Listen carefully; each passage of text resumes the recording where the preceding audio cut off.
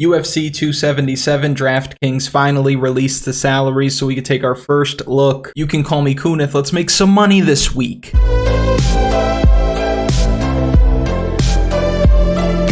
Last week, we absolutely crushed UFC London. Thank you. Thank you.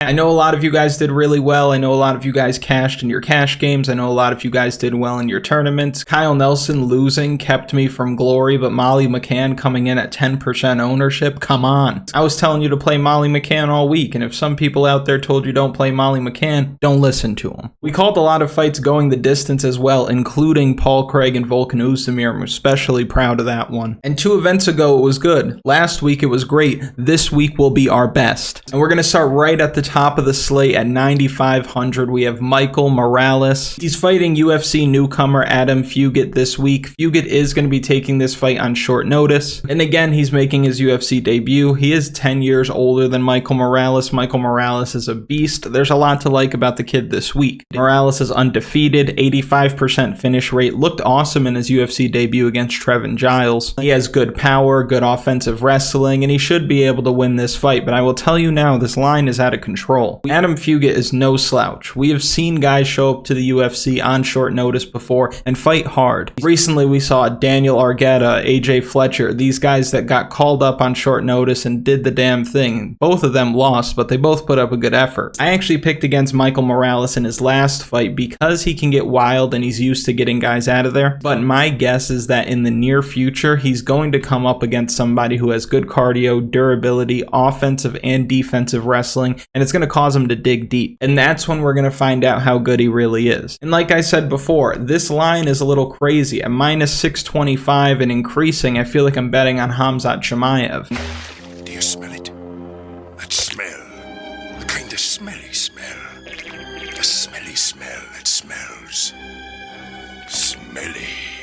And I don't care how good this guy looked against lower level competition. I don't care that he smoked Trevin Giles out. He's not Hamzat Chimaev. So this is a spot where I'm comfortable taking the dog here. And I'm sure that sounds crazy, but just where the odds are and where the DraftKings pricing is, on top of that, you probably stay away from this side of the matchup just because at 9,500, he probably doesn't get it done. We saw Magomed Anakalaev literally break the record for takedowns in a flyweight fight last week, scoring nearly 120 DraftKings points. But because of his price, he still wasn't on the optimal lineup. And I think we have a similar situation here. Unless Michael Morales goes out there, smokes him out in the first round, gets a knockdown, gets a takedown. So I don't think he shows up on the optimal lineup. I think this is a week where you see the mid-range fighters dominate completely. So yeah, I know that Michael Morales should win this fight, but my preferred side, if you are going to take a shot on this fight on DraftKings, is the underdog. Adam Fugitt is the cheapest fighter on the slate. He's going to be low owned, and I don't think that Michael Morales loses a decision. I think if he does lose, he gets finished. So the pick for me, as shocking as it may be, is going to be 33-year-old short notice UFC debut Adam Fugitt inside the distance. Next at 9,400, we have Magomed Anakalaev. He's fighting Anthony Smith this week. Magomed Anakalaev is good everywhere. He's got the boxing, kicking, wrestling, cardio. He's on an 8-fight win streak and he's knocking on the door to a UFC title shot. And he's a big favorite here, and it makes sense because I don't think that he's going to give Anthony Smith what he would need to win this fight. Because Anthony Smith, to me, has always been a very opportunistic, very cagey guy. So in a lot of fights that he's in, he's losing and then finds a way to win, or he forces his opponent into brawls and he's just a much tougher guy. Anthony Smith is going to out-heart and out-tough a lot of people. Those are both awesome traits for a fighter to have, but the issue with this matchup is that Magomed Anakalaev doesn't make a lot of mistakes. His striking and combinations are very tight. He's not going to overextend. His guard's really high. He doesn't leave a ton of opportunities on the ground, nor do I think Anthony Smith is going to be able to take him down in this fight. I think he picks Anthony Smith apart from range this week. And Ankalaev doesn't rush the finish at all. Plus, Lionheart Smith is a veteran, super tough. He's not likely to get finished either. So for DraftKings, I don't want any Magomed Anakalaev. I think the price is too high and I don't think he finds the knockout. He hasn't broken 82 DraftKings points in his last 3 fights, and now he's going to fight the best fighter that he's ever come across. So I expect him to play it safe. I expect him to get the W. The pick for me is Magomed Anakalaev by decision, but for DraftKings, I'm probably staying away. Next at 9,200, we have Amanda Nunes, the GOAT, as some people would call it, but my friends and I say that GOATs don't get finished. She's our favorite this week in the main event, running it back with Julianna Pena, only 8 months removed from the biggest upset we've ever seen. I knew that Nunes would be the favorite coming into this, and at minus 220, I don't think that's a bad line at all. But when you look at what she was lined at previously versus now, the reason why the line's that way is because of how she lost. There was no flukiness to it. Think back to when GSP lost to Matt Serra. When they ran it back, GSP was an even bigger favorite than he was the first time. And that's because Matt Serra got lucky. He landed a good overhand shot. He had the power to finish GSP and he got the W, but we all knew that that wouldn't happen 9 times out of 10. But in the first fight with Nunes and Pena, Nunes was having success in the first round. She was controlling Pena on the ground, but she gassed out hard in the second. And it's because Pena started putting it on her, ultimately made her quit. She tapped to a rear naked choke that wasn't under the chin, and Pena didn't have hooks in. She decided it was time to go home. And it's not a good look because at this point in her career, I do worry about her ability to fight from behind and to fight well when she's tired. I don't see Amanda Nunes winning a 5-round decision against a grinder like Julianna Pena. I don't see Amanda Nunes knocking out Julianna Pena either. I think if Nunes wanted to win this fight, she would have success grappling, but that might even make her more tired and she would look bad in the 3rd, 4th, and 5th. So as crazy as it might sound, I don't actually see a clear path to victory for Amanda Nunes this week. I think that Julianna Pena is a nightmare matchup for her, and I think we see her overwhelm Amanda Nunes again. And down at her price, she looks like one of the best plays of the slate. The pick for me is Julianna Pena. It is inside the distance, but I will say that I don't think that it goes the same way it went the first time. Like right now, I see the over-under round prop sitting at 2.5. Take the over all day. They gave us 3.5 rounds for Tom Aspinall and Curtis Blades. Are you kidding? Take the over in this matchup. If it's still at 2.5 rounds by the end of the week, you better place that bet. Next at 9,100, we have Drakkar Klose. He's going to be fighting a short notice Rafa Garcia this week. Drakkar Klose is solid. Very, very solid. He was actually just one clean punch away from knocking Beneil Dariush out. He destroyed Brandon Jenkins in his last fight, and the man can wrestle. And he's going to need that defensive wrestling this week against Rafa Garcia. Garcia is going to be shooting for a lot of takedowns, trying to work his grappling, but if he struggles to do that this week, I think Klose pieces him up and he cruises to an easy decision. For as good as Garcia is on the ground, he's limited on the feet, and I think that Drakkar Klose is going to be able to use his advantages in length, in height, and I think that he's going to be able to hit and not be hit this week. And Garcia is a bit of a gasser. I don't see him fighting very well in the 3rd round this week. So I expect Drakkar Klose to look good here because if he steals round 1 or he steals round 2, there's no way that he's going to lose the 3rd. For DraftKings, I'm not super interested in Drakkar Klose because historically he doesn't score all that well, but as a straight bet, I think Drakkar Klose by decision is probably where you want to land. You've heard me say a few times already that I don't want to take these fighters on DraftKings. You got Michael Morales, who's too expensive, Magomed Anakalaev, who's not going to score that many points, Amanda Nunes, who I don't even think is going to win, and then you have Drakkar Klose, who is a decision machine. I don't think that he's going to score many points, nor do I see him taking down Rafa Garcia all that often. And that's why I think that this week is going to be one in the mid-range. But if you are going to pay up for somebody, I don't think it's a bad idea to pay up for Drew Dober. He's fighting Rafael Alves this week. Drew Dober gained all my respect in his last fight against Terrence McKinney. I had McKinney to win going into that one. He nearly did. He knocked Dober down multiple times, but that Drew Dober chin is second to none. He's nearly impossible to knock out, and he has cardio for days. The weak point in his game is his grappling. He's been submitted several times in the UFC, and Alves should have the grappling advantage if this fight hits the mat. He's also got some really good hands. He's probably the more explosive guy of the two, but I think the steadiness of Drew Dober is what wins him this fight. He fights as well in the 3rd round as he does in the 1st round, so I expect him to be fresh late. I expect him to win this week. I don't see Dober looking for a lot of takedowns. I don't think that he's going to try to grapple with this man all that often, but I do think that he's live for a knockout, so I think that he's DraftKings viable this week. He picked up 4 knockouts in his last 4 wins. I think he keeps the streak alive against Rafael Alves. So the pick for me in this fight is Drew Dober. It's going to be by knockout. Next at 8,900, we have our co-main event favorite, Brandon Moreno. He's going to be fighting Kai Kara-France this week. Brandon Moreno has spent the last few years at the very top of the division, fighting the other best flyweight in the world. So it's good to see him have somebody else this time around. I expect Brandon Moreno to win this week. Kai Kara-France looked great great with his knockout over Rogerio Bontorin, Cody Garbrandt, and he really looked good against Askar Askarov after dropping the first round. And he looks like he's fighting at his absolute best right now. He's got more confidence than Stefan on Family Matters. Steve who? He throws with a ton of power for the division, he throws volume as well, and he pushes a strong pace. But I don't think those things are going to bother Brandon Moreno at all this week. We've seen him in there with big punchers like Davis and Figueiredo where his chin did hold up. And we know based on the first fight with Moreno and Kai that Moreno can match his pace. On top of that, we know that Moreno has that unlimited gas tank, and we don't know the same for Kai. This is going to be the first time we see him in a 5-round fight. So I am going with Brandon Moreno this week. I think he could get some takedowns as well, land over 100 significant strikes, score just north of 100 points on DraftKings. Definitely a strong play. And if you're going to be playing cash games, which you should be, then I would suggest stacking this co-main event more so than I would suggest stacking the main event. I think these two are going to both put up decent scores in wins or losses. But the pick for me in this fight is Brandon Moreno. It will be by decision. I just know that once he gets this going,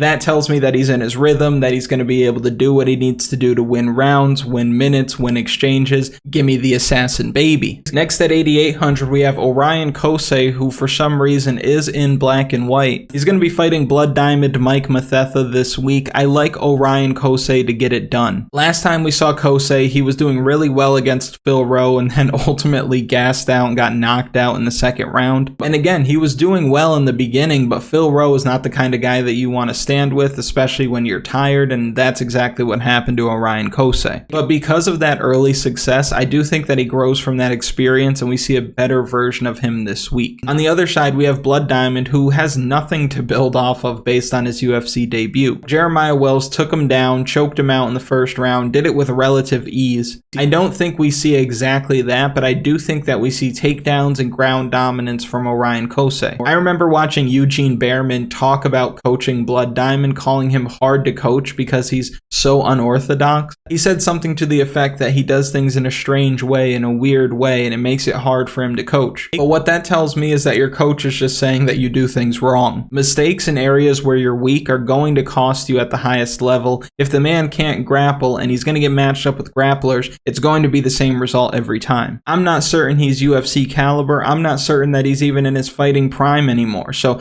I like Orion Cosce this week. I don't think that he actually pulls all that much ownership either, so I think he's going to go off on DraftKings, go under the radar. He's going to win inside the distance, maybe a second or third round finish, but I like him this week. Next at 8,700, we have Alexandre Pantoja. He's going to be fighting Alex Perez this week. Pantoja is an elite flyweight who holds wins over guys like Brandon Royval, Manel Kape, Matt Schnell, Brandon Moreno, Kai Kara-France. He's got solid stand-up, but he's got even better jiu-jitsu, and I think that's going to win him this fight. Alex Perez typically shoots a lot of takedowns, and with those takedowns, you run the risk of getting caught with the guillotine, and I think once he feels the power of Pantoja on the feet, he's going to start looking for those takedowns, and he might even telegraph them a little bit more. And that's what makes Pantoja dangerous, because he can touch you up on the feet with no fear that you're going to take him down, because he knows when you take him down, he's going to submit you. Or at least he believes it, and belief and knowing are not that much different. It's almost Charles Oliveira-esque, so I think that we see a first or second round submission from Alex Pantoja this week. Alex Perez has fought guys like Joseph Benavidez, Davis and Figueiredo, so I'm not going to call this a step up in competition for him, but I will say that when he has fought at what I consider this level, I think these guys are all pretty similar. He's gotten finished in the first round. So the writing's on the wall, Pantoja by submission. Next at 8,600, we have Matt Semelsberger. He's going to be fighting Alex Moreno this week. Semelsberger is massive for the division, and he isn't just tall and not just long, but he's just a big dude who carries a ton of power. On the other side, you have Alex Moreno, who really is a throwback, and you have to respect it. Alex Moreno is not flashy, he's not a specialist, he doesn't have all these credentials from around the world. He's just a scrapper. scrapper who frankly has done really well for himself in the UFC. So this is tough because ideally I would like to take the experience and the more refined fighter in Alex Moreno,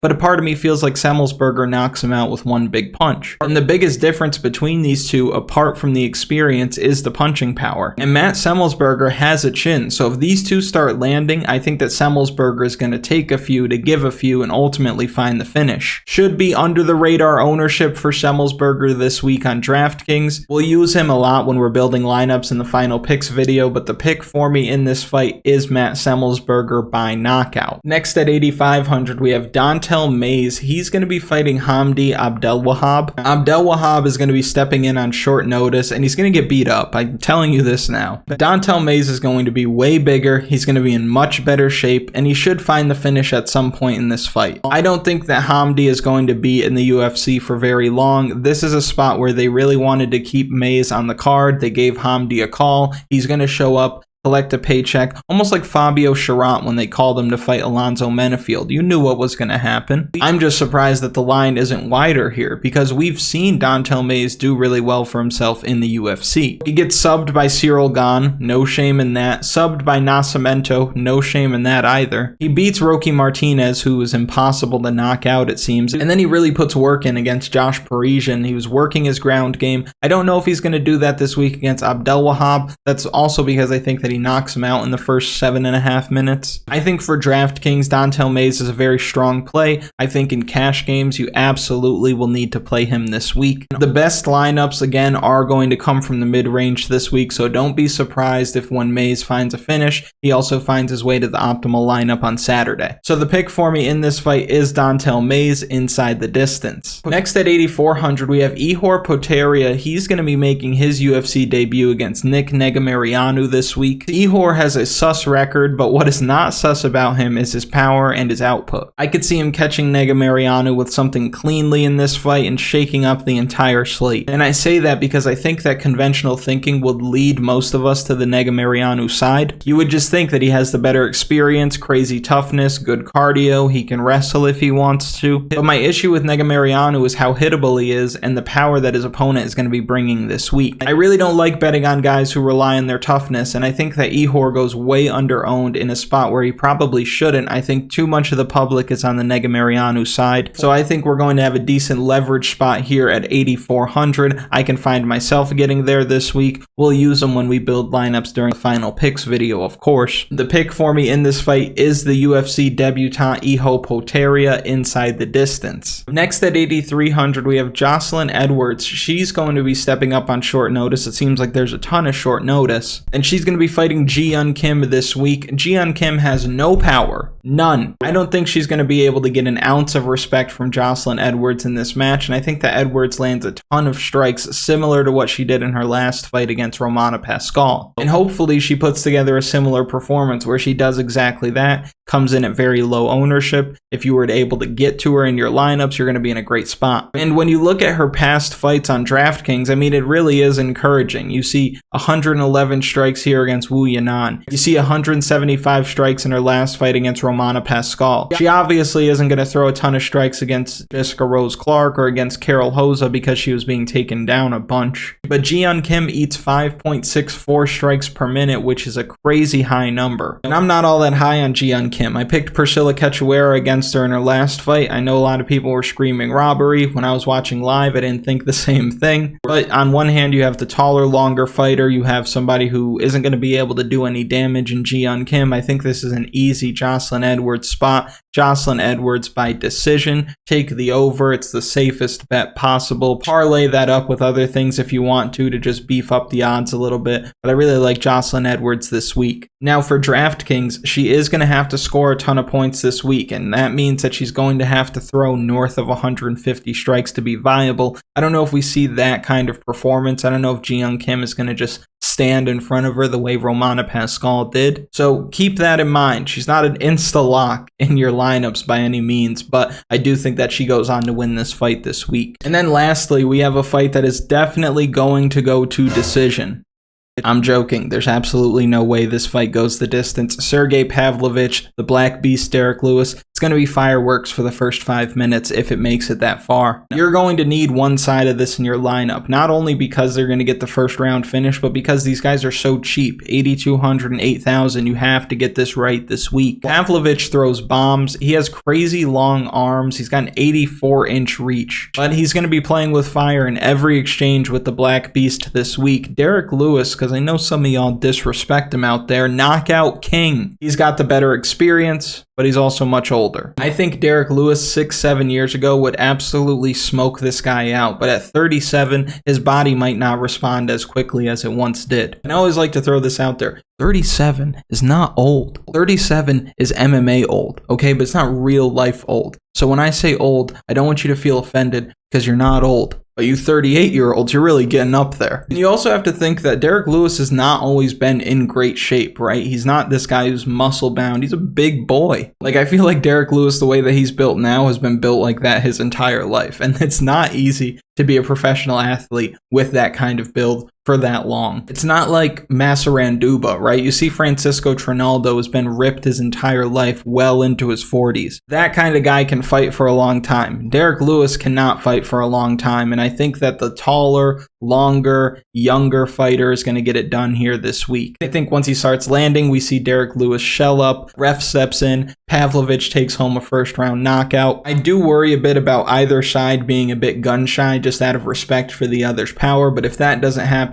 you should expect a quick fight this week. Sergei Pavlovich by knockout. Now I'll quickly go over the plays at 8,000 and below, but before I do, please like the video, subscribe to the channel, comment something for the algorithm, anything. And we can return back to the slate. Again, we have Derrick Lewis at 8,000, always live for a knockout. If you're running 20 lineups, it's not a bad idea to split these two guys 10 and 10, but free squares. I mean, DraftKings with this pricing figured it out for us this week. You either have to have Derrick Lewis or you have to have Pavlovich. Not that hard. Makes a lot of sense. Jeon Kim, I have absolutely no interest. Negumereanu, I think he goes over-owned. I don't think that he scores that many points. I don't think that he finishes this guy even if he does win. I'm not really that interested. Abdelwahab, absolutely not. Alex Moreno, I wouldn't be mad if you played Alex Moreno, because here's the reality. If the favorites go on to completely dominate this week, then you're going to need a guy like Alex Moreno to score you a 75-point decision win. I would respect the Alex Moreno play if you decided to pull the trigger. Again, I like Matt Semelsberger a bit more, but I don't hate the Alex Moreno side at all. Alex Perez, I think Alex Perez is super talented, and I wouldn't be shocked if he went on to win this fight,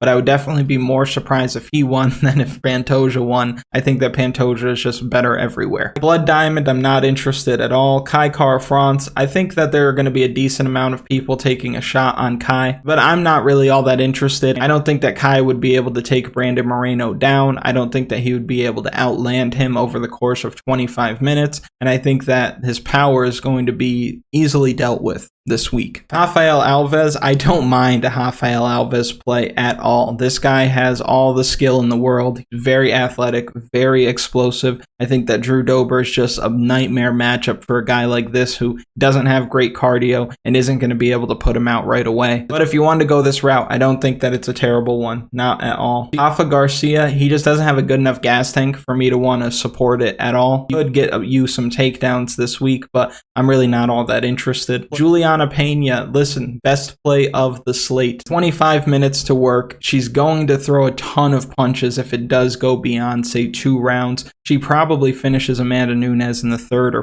4th round this week. Again, I think that if Amanda Nunes decides that she wants to grapple and she does it from a dominant position, then she's going to be in a good spot. If she tries to, say, jump a guillotine on Julianna Pena early, I think she's in a good spot. But if she decides to strike with this girl, who's not a great striker by any means, she's going to wilt under the pressure. The durability of Julianna Pena is too much for her. I think she absolutely has her number. At 7,000, this is a lock for me in my lineups this week. Anthony Smith, I mean, this is Anthony Smith. You're not going to get many fighters down here at this price at this caliber, right? Anthony Smith's very good. He's also been on an absolute tear. First round finish, first round finish, first round finish, and these aren't over bums at all. Devin Clark, I think, is underrated. Jimmy Crute, we know, is pretty solid. And then you have Ryan Spann, who looked really good against Ihor Potieria his last time out. Anthony Smith's good, man. But I don't know if he's Magomed Anakalaev good, because Anthony Smith is good, Magomed Ankalaev is elite. beat. And then lastly, Adam Fugitt. Again, I don't think that he wins this fight, but I am going to pick him because it just makes sense. Down at this price, he can make things happen. Even in a loss, you're still in a good spot. Let's say you want to punt Adam Fugitt this week for cash. I don't hate that at all. If you have made it to this point in the video, thank you so much for watching. I really do appreciate it. Make sure you watch out for the final picks video later in the week. And make sure you like the video, subscribe to the channel, comment something for the algorithm so this channel that's been booming over the last couple of months can continue to boom. Let's go!